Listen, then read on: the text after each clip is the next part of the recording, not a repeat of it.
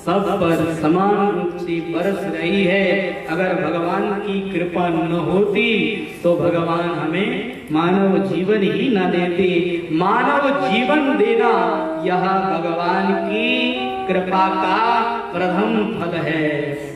भगवान ने पहली कृपा करी तो हमें मानव बनाया, दूसरी कृपा करी हमें संतों के निकट ला करके बैठा दिया, और संतों ने तो भगवत प्राप्ति का मार्ग सुगम से सुगम कर दिया। क्योंकि संत महापुरुष गूढ़ शिष्य को देख करके गूढ़ से गूढ़ बात बता देते हैं, गूढ़ से गूढ़ रहस्य खोल देते हैं। फिर संत महापुरुष अपने पास में कुछ भी छुपा करके नहीं रखते हैं। संत महापुरुष कहते हैं कोई पापी हो चाहे कोई मूर्ख नर नारी हो, अरे भगवान की भक्ति रा तो सब अधिकारी है, कोई भी यामे हड़का और भारी नहीं है। अरे दाता बड़ा उदार, भगवान सबके दाता हैं और वो दाता बड़ा उदार है।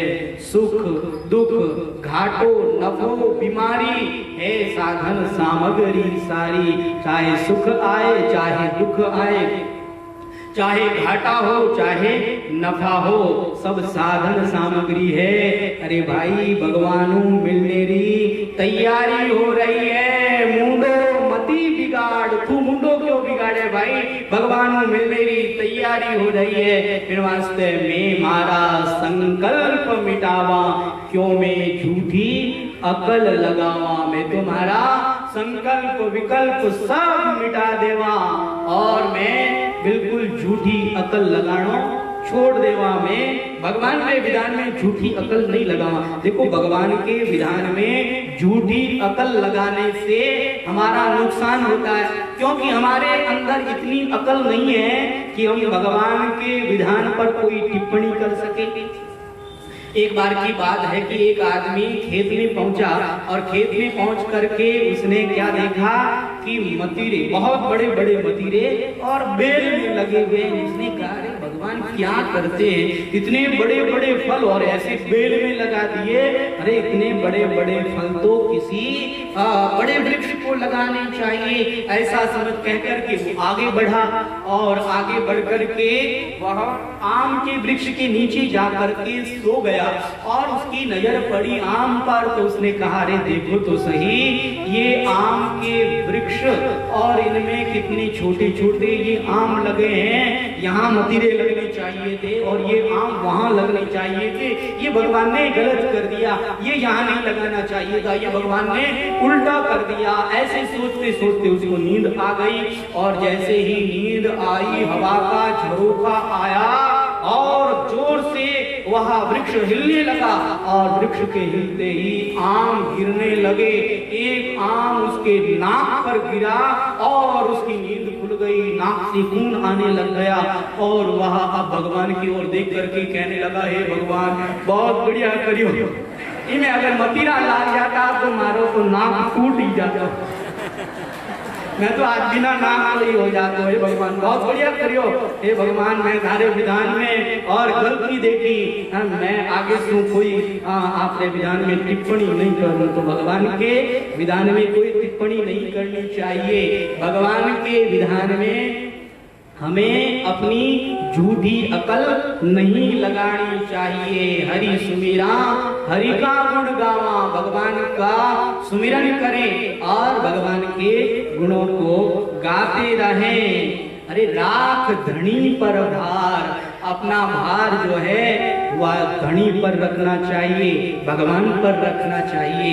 एक बार की बात है कि एक ऊंट पर बैठा हुआ व्यक्ति अपने ऊपर सामान रख लेता है और सामान रख करके वह व्यक्ति ऊंट को चला रहा है। एक व्यक्ति ने देखा अरे भले आदमी तूने ये क्या किया है, ऊंट के ऊपर बैठा है और ये सामान अपने ऊपर क्यों रखा है। तो वो व्यक्ति कहता है कि देखो भाई मारो ऊंट अभी अभी नयो है, अभी नहीं कहीं पहला ऊंट ने जोते जन कहीं कहीं करे बाई काटा। अभी मैं मारे ऊँटरी हैं बाई काटू हूँ, इन वास्ते मैं ऊँट माते ज्यादा भार नहीं रखनी चाहूँ। ज्यादा भार रखते हूँ तो ऊँट कमजोर हो जाए। बाई काटो जन सामान थोड़ो भार कम होना चाहिए। इन वास्ते मैं सोचो कि वो भार मैं मारे माते रख लूँ। क्यों अरे भले आदमी तू थारे माते भार तो रख लियो, लेकिन वो थारो भार किन माते है? थारो भार तो ऊँट माते ही है। तो ऐसे ही इस संसार के अंदर भी हम लोग इस व्यक्ति की तरह मूर्खता करते हैं। हमारा सारा भार भगवान के ऊपर है, लेकिन फिर भी हम बीच में अपना भार अपने ऊपर ले लेते हैं। कहते नहीं नहीं वो भार तो मैं ले भगवान माते ज्यादा भार नहीं रखा। अरे भैया आप भगवान पे भार रखो चाहे न रखो, सारा भार तो भगवान के ऊपर ही है। इसलिए राख धनी पर भार, भगवान पर भार रखना चाहिए और किसी तरह की कोई चिंता नहीं करनी चाहिए। हम व्यर्थ की चिंता करते हैं, हम परिवार का पालन कर रहे हैं, हम पोषण कर रहे हैं। अरे भैया हम होते कौन हैं परिवार का पालन पोषण करने वाले? भगवान ही इस पूरे परिवार का, इस पूरे जगत का पालन पोषण कर रहे हैं। इसीलिए तो हमारे गोस्वामी श्री तुलसीदास जी महाराज ने कहा है कि प्रारब्ध पहले रचा पीछे रचा शरीर, तुलसी चिंता क्यों करे भजने श्री रघुवीर। प्रारब्ध की रचना पहले हुई है, फिर हमारे शरीर की रचना हुई है। हम माँ के पेट में आए तभी से माँ के स्तनों में दूध की व्यवस्था जिस भगवान ने करी, वही भगवान हमारे लिए भोजन पानी की व्यवस्था भी करेंगे। अपने मारवाड़ी में कहावत है कि चोंच दी है तो चुगो भी दई। अरे हम क्यों व्यर्थ की चिंता करते हैं? दादू जी महाराज कहते हैं कि दादू दुनिया बावरी सोच करे गैली। अरे या दुनिया आ तो गैली है, आ तो बावरी है, व्यर्थ में सोच करे, व्यर्थ में चिंता करे। अरे राम जी रोटी देसी दोपहरा सू पहली, भगवान रोटी दोपहरा पहला दे दई।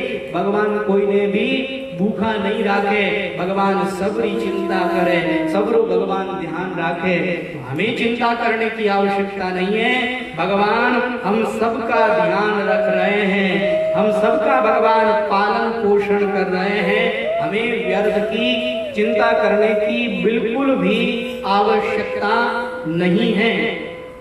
एक ब्राह्मण देवता थे जो रोज सत्संग में जाते थे और सत्संग में जाने से उन पर बहुत अच्छा असर हुआ। उन्होंने कहा कि मैं सत्संग में आया हूँ और अब से मैं रोज भगवान का भजन करूंगा। अब वो रोज भगवान का भजन करने लगे, भगवान के भजन में लग गए, तो उनके परिवार का पालन पोषण जरा मुश्किल से होने लगा। तो एक दिन पंडित जी संत के पास में आए और कहने लगे, महात्मा जी मैं भगवान के भजन में आपके सत्संग के प्रभाव से लग तो गया हूँ, लेकिन मुझे एक चिंता सताती रहती है। क्या? कहा महाराज मैं ये सोच रहा हूँ कि अगर मैं मर गया तो मेरे परिवार का क्या होगा? संत ने कहा, अरे मूर्ख, इतने दिनों से सत्संग कर रहा है, अभी तक तुझे ये बात भी समझ में नहीं आई कि मानव परिवार का पालन नहीं करता। अरे परिवार का पालन भगवान करते हैं, तू मर जाएगा तो क्या भगवान मर गए? अरे भगवान परिवार का पालन करेंगे, वो भगवान पोषण करेंगे। कहा महाराज ये बात तो मैंने कई बार सुन ली है, लेकिन मुझे भगवान पर विश्वास नहीं हो रहा है। मुझे विश्वास कैसे हो उसका कोई आप प्रबंध करें। का ठीक है, तुम यहाँ से आगे जंगल में हिमालय पर्वत की ओर चले जाओ और फिर कुछ दिनों के बाद में वापस आ जाना। ठीक है महाराज। महाराज के कहने से बद्रीनाथ की तरफ हिमालय में भजन करने के लिए चले गए और इधर महाराज ने यह बात फैला दी कि वो ब्राह्मण देवता गए थे हिमालय में भगवान का भजन करने के लिए, लेकिन एक सिंह ने उनको मार दिया, वो मर गए। जैसे ही उसकी पत्नी को बच्चों को पता लगा तो पत्नी तो बहुत रोई, कहा कि अब मेरा क्या होगा, अब मेरे परिवार का कौन पालन करेगा, कौन पोषण करेगा। बहुत रोई, बहुत रोई। गांव के लोगों को पता लगा तो गांव के लोगों ने उसके रहने की, खाने की, भोजन की सब व्यवस्था कर दी। बच्चे बड़े हुए तो बच्चों की शादी भी कर दी। अब तो उसके परिवार का बहुत अच्छे से पालन होने लगा, कोई कमी नहीं रही। अब वो व्यक्ति वापस हिमालय से लौट करके गुरुदेव के श्री चरणों में आकर के प्रणाम करके कहने लगे कि मेरे परिवार का पालन हो रहा है ना। कहा तुम थे तब तो कभी कभी तुम्हारे परिवार वाले भूखे भी रह जाते थे, लेकिन तुम्हारे जाने के बाद में तो एक दिन भी भूखे नहीं रहे हैं, हमेशा उनका पालन हो रहा है, पोषण हो रहा है। कहा महाराज ये चमत्कार कैसे हो गया। कहा जाओ तुम ही जा करके देख करके आ जाओ, लेकिन देखो दिन में मत जाना, रात में जाना, चुपचाप जाना, किसी को पता ना लगे। तो वो व्यक्ति रात में जाकर के दरवाजा खटखटाता है, अपनी पत्नी को बुलाता है। उसकी पत्नी कहती है कि ये तो मेरे बेटे के पिताजी की आवाज है। अरे इसके पिताजी तो चले गए थे, ये आवाज कैसे दे रहे हैं, कहीं भूत बन करके तो नहीं आ गए। दरवाजा खोला और उनको देखा तो डर गई। क्या ये क्या है, आपकी सदगति नहीं हुई क्या, आप भूत बन करके आ गए। आप कौन भूत, कैसा भूत, मैं तुम्हारे सामने बिल्कुल जिंदा खड़ा हूँ। कहा नहीं नहीं थे तो भूत बन रहा है। जाओ, मैंने डर लगा, अपने बेटे को पुकारने लगी। अरे चिल्लाओ मत, मेरी बात सुनो, मैं मरा नहीं हूँ, मैं जिंदा हूँ। उसने बहुत कर करके उसे विश्वास दिलाया। कहा देखो तुम्हें पता होना चाहिए, भूत जब खड़ा रहता है तो भूत की छाया देखनी चाहिए। भूत के पांव उल्टे होते हैं, तुम मेरी छाया देख लो, मेरे पांव तुमको उल्टे दिख रहे हैं क्या। कहा नहीं नहीं पांव तो उल्टे नहीं दिख रहे हैं, इसका मतलब आप नहीं मरे हैं, कहाँ चले गए थे। उसने सारा वृत्तांत बताया। इस तरह से मैं हिमालय में चला गया था और अब मैं वापस आ गया हूँ, अब यहाँ सब कुछ ठीक हो गया है, अब मैं तुम्हारे पास नहीं रहूंगा। पत्नी कहती नहीं नहीं मैं तो धन्य नहीं रखूं। अरे क्यों नहीं रखोगे, क्या हो गया। कहा देखो थे अटे हाथ में भूखों मरती, लेकिन थारे जाने रे बाद में तो ऐसी व्यवस्था हुई है कि एक दिन भी भूखी नहीं रही। देखो कितनी बढ़िया व्यवस्था हुई है। अब लोगों ने अगर पतो लाग गयो कि पंडित जी मरिया कोनी जीवित है तो लोग सहायता देनी बंद कर दे। इन वास्ते थे तो जाओ करूं बारे निकलो, धक्का दे करूं बारे निकाल दिया। अब पंडित जी के वे किलो मैं तो सोचता हूँ कि हमारे परिवार हो ही गए, कितनी चिंता कर दो, लेकिन परिवार तो आसानी से पालन हो रहा है। महात्मा जी कने जान प्रणाम करने क्यों महात्मा जी, अब तो मैंने कोई ऐडो मंत्र बता दो कि भगवान रो भजन करूं और भगवान के भजन में मस्त हो जाऊं, क्योंकि मैं सोच रहा था मेरे परिवार का पालन कौन करेगा। महाराज मेरे जाने के बाद में तो परिवार का और ज्यादा अच्छा पालन हो रहा है। तो हम व्यर्थ की चिंता करते हैं, हमारे परिवार का क्या होगा। अरे आपके जाने के बाद में भगवान और ज्यादा अच्छी व्यवस्था करेंगे, हमें चिंता करने की जरूरत नहीं है, क्योंकि यह भार तो भगवान ने अपने कंधों पर ले रखा है। भगवान अपने कंधों पर यह भार रखते हैं, तो इसलिए हमें चिंता करने की आवश्यकता नहीं है। श्री ब्रह्मा जी बार बार भगवान की श्री चरणों में गिरते हैं और बार बार भगवान से प्रार्थना करते हैं कि हे भगवान आपकी कृपा सब पर समान रूप से बरस रही है, मेरे पर भी आप जरा कृपा कीजिए। हे भगवान मैंने गलती करी, आपकी लीला में विघ्न किया, हे प्रभु मुझे माफ कर दीजिए। ब्रह्मा जी बहुत गिड़गिड़ाते हैं, लेकिन फिर भी भगवान प्रसन्न नहीं होते, भगवान राजी नहीं होते। तो ब्रह्मा जी यहाँ एक उपाय सोचते हैं। ब्रह्मा जी कहते हैं कि कभी कभी ऐसा देखने में आया है कि व्यक्ति की हम प्रशंसा करें वो राजी नहीं होता, लेकिन अगर किसी के बेटे की प्रशंसा करें तो वो चट राजी हो जाता है। जैसे एक व्यक्ति था जो किसी के घर पर गया और जाकर के पूछा कि अमुक अमुक व्यक्ति घर पर है क्या। कहा वो तो बाहर गए हुए हैं, वो आए तब आप आ जाना। अब उस व्यक्ति को चाय पीने की मन में थी, लेकिन उसकी पत्नी ने तो कह दिया कि आप वो आए तब आ जाना। तो उसने उपाय सोचा कि चाय कैसे पी जाए। तो वो कहने लगा कि अभी अभी मैं रास्ते में आ रहा था तो आपका बेटा मुझे मिला, आहा क्या बताएं, आपका बेटा इतना अच्छे आचरण वाला है कि मुझे देखते ही उसने प्रणाम किया। बड़ी मीठी वाणी बोलता है, बड़ी मधुर वाणी बोलता है। आपने अपने बच्चे को बड़े सुंदर अच्छे संस्कार दिए हैं। आहा क्या सुंदर संस्कार दिए हैं। आपने अपने बच्चे को कहा आइए आइए भीतर बैठिए, थोड़ी देर आप चाय पीजिए। बच्चे की प्रशंसा सुनते ही तो लट्टू हो गए, राजी हो गए उस पर और उसको भोजन तक करा दिया। तो कई कई व्यक्ति अपनी प्रशंसा से राजी नहीं होते, लेकिन बेटे की प्रशंसा से श्री कृष्ण उसकी भावना को समझ गए थे। वह गोबर लेने के लिए नहीं आई थी, गोबर के बहाने भगवान का दर्शन करने आई थी। हमारे भगवान भी भावना को समझने वाले हैं।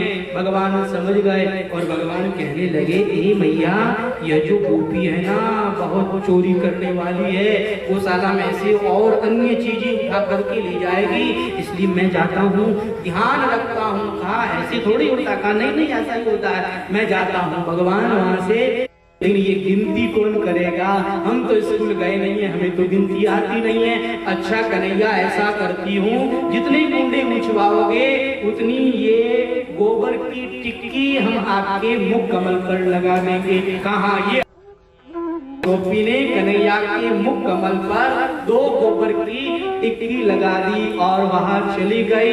हमारे कन्हैया ने कहा कोई नहीं देख रहा है, तो 2-4 टिक्की कन्हैया ने स्वयं ने लगा दी। कहा इतने ज्यादा माखन के लोंदे मिलेंगे। हमारे कन्हैया खड़े हो गए। अब वो प्रभा सखी फिर आई, फिर कुंडा उसको उछवाया, फिर उसने टिक्की लगा दी। ऐसे करते करते भगवान का पूरा मुख कमल गोबर से ही भर गया। पास में चलते हैं, मैया यशोदा के पास में आए और कहने लगे कि मैया मुझे जरा ये बताओ कि मेरे मुख कमल पर ये कितनी टिक्कियां लगी हुई है। अरे कन्हैया ये तूने क्या किया, मैंने तेरा 16 प्रकार का श्रृंगार किया और तूने ऐसे क्या कर दिया। कहा नहीं नहीं मैया, धोना मत, मिटाना मत, पूछना मत, ये मेरी मेहनत की कमाई है, मैंने मेहनत की है। कहा कैसी मेहनत। कहा देखो गोपी को मैंने यह बात कही कि तेरे को कुंडा में मुछवा दूंगा, लेकिन जितने कुंडे मुछवाऊंगा उतने माखन के लोंदे देने पड़ेंगे। अब मुझे तो गिनती आती नहीं, इसलिए मैंने ये गोबर की टिक्कियां लगा दी है। मुझे गिन करके बताओ कि ये कितनी टिक्कियां हैं। श्री ब्रह्मा जी इस दृश्य को देख करके बार बार भगवान की प्रशंसा करते हैं, गदगद हो जाते हैं और कहते हैं कि आहा कितने अच्छे ये ब्रजवासी लोग हैं। इन ब्रजवासियों की भाग्य की हम कहाँ तक सराहना करें। इन ब्रजवासियों के लिए भगवान माखन के लोंदे के लिए गोमय श्रृंगार कर लेते हैं। अरे माखन के लोंदे के लिए भगवान ताता थैया करके नाचने लग जाते हैं। गोपियां कहती है कि कन्हैया नाच करके दिखाओ। एक बार तो कन्हैया कह देते हैं तेरे बाप के नौकर रखें जो नाच के दिखाएं। अरे कन्हैया तुम अगर नाच के दिखाओ तो हम तुम्हें माखन का लोंदा देंगी। आहा माखन का लोंदे का नाम सुनते ही तो कन्हैया नाचने लग जाते हैं और वो गोपियां भगवान से प्रार्थना करती है, दधी दूंगी रे सावरिया तोड़ी बांसुरी बजाए, दधी दूंगी रे